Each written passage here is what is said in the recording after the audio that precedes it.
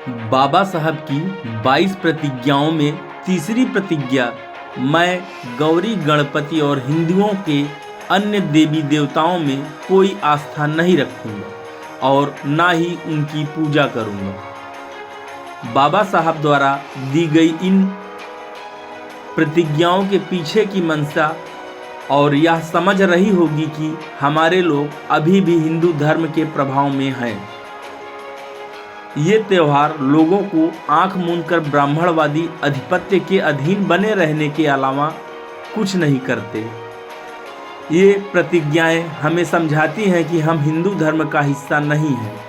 हमारी अपनी पहचान और संस्कृतियां हैं, लेकिन दुख की बात है कि हम अम्बेडकरवादी और बौद्ध शिक्षाओं के वास्तविक सार का प्रचार करने में विफल रहे हैं। गणेश उत्सव का सार्वजनिक उत्सव पुणे के चित्पावन ब्राह्मण बाल गंगाधर तिलक द्वारा शुरू किया गया था। इन्होंने राष्ट्रवाद के अपने विचारों के प्रचार के लिए शिवाजी और गणेश उत्सवों का उपयोग किया। अगर बारीकी से देखा जाए तो पता चलता है कि गणेश उत्सव का इस्तेमाल महात्मा फुले द्वारा शुरू किए गए सत्यशोधक जलसे का प्रतिकार करने के लिए ही किया गया था। यह वह समय था जब महात्मा फुले के विचार जंगल की आग की तरह फैल रहे थे। वह लोगों को भाट ब्राह्मण कलम कसाई के वर्चस्व के बारे में जागरूक कर रहे थे और ब्राह्मणवादी आधिपत्य के खिलाफ लोगों को एकजुट कर रहे थे। महात्मा फुले तर्कसंगतता और सामान्य ज्ञान के कट्टर समर्थक थे। उन्होंने गणेश की पूजा की निंदा की।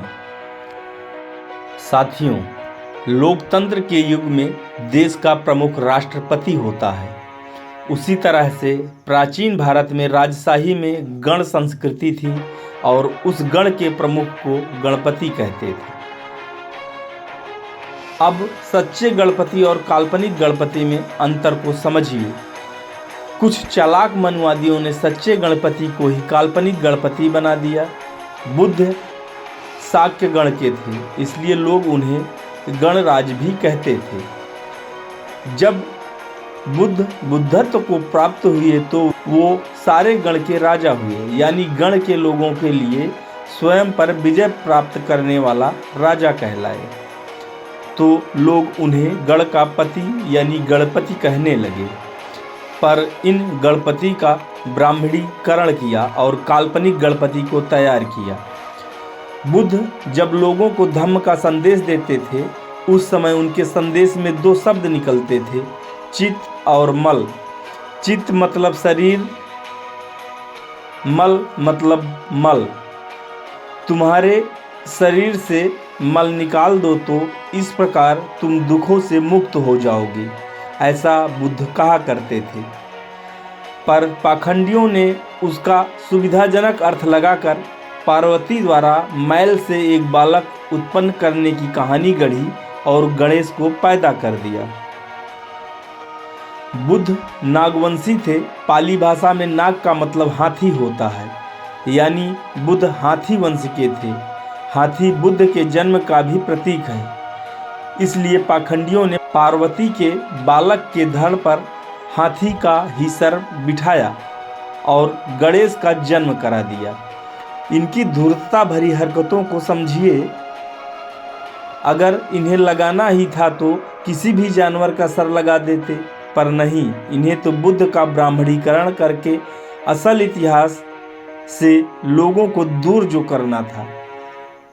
चूहे या बैल का भी सर लगा सकते थे या किसी और जानवर का सर लगा सकते थे, लेकिन इन्होंने हाथी का ही सर लगाया। जगत में दुख है, ये बात दुनिया में सबसे पहले बताने वाले बुद्ध ही थे। दुख को दूर करने और जीवन को सुखमय बनाने के लिए अष्टांगिक मार्ग भी बुद्ध ने ही दिया। अष्टांगिक मार्ग का पालन करने से दुख नष्ट होता है, ये बुद्ध ने सिद्ध करके दिखाया। यह 8 नियम या सिद्धांत उन्हीं से संबंधित हैं।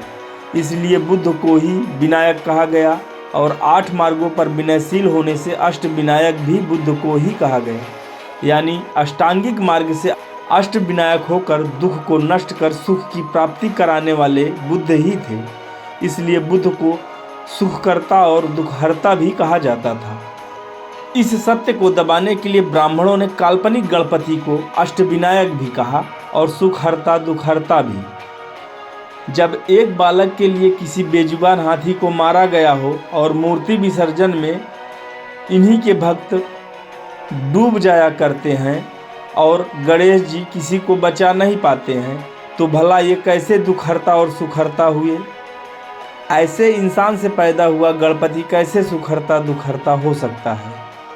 काल्पनिक गणपति द्वारा बुद्धत्व प्राप्त करके दुख को नष्ट करने वाला अष्टांगिक मार्ग का आविष्कार करने का प्रमाण इतिहास में कहीं नहीं मिला और ना ही मिल सकता है।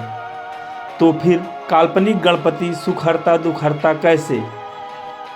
बुद्ध ने दुख नष्ट करने के लिए 8 मार्ग यानी कि अष्टांगिक मार्ग दिया। 8 मार्गों के नायक के रूप में लोग बुद्ध को यश विनायक भी कहते थे। इस भारत देश के सच्चे शाक्य गण के गणपति हुए थे। उसी गणपति शब्द का ब्राह्मणों ने ब्राह्मणीकरण करके समाज में काल्पनिक गणपति को जन्म दिया और उसी काल्पनिक गणपति के नाम पर संपूर्ण समाज को अंधविश्वास के गर्त में डुबो दिया और त्योहार उत्सव के नाम पर ब्राह्मणों ने समाज से धन दौलत वसूलने की शुरुआत की। बुद्ध का ब्राह्मणीकरण करते समय उन्होंने कई गलतियां भी की जिससे ब्राह्मणों की धूर्तता और बदमाशी उजागर होती है। शिव शंकर जब देवों के देव हैं तो उन्हें गणपति का सर धड़ से अलग करते समय उन्हें ये क्यों नहीं पता चला कि वो जिससे युद्ध कर रहे हैं, जिससे लड़ रहे हैं, वो उन्हीं का पुत्र है। जब गणपति देव थे तो उन्हें ये कैसे पता नहीं चला कि जिसे वो रोक रहे हैं वह उनके पिता हैं।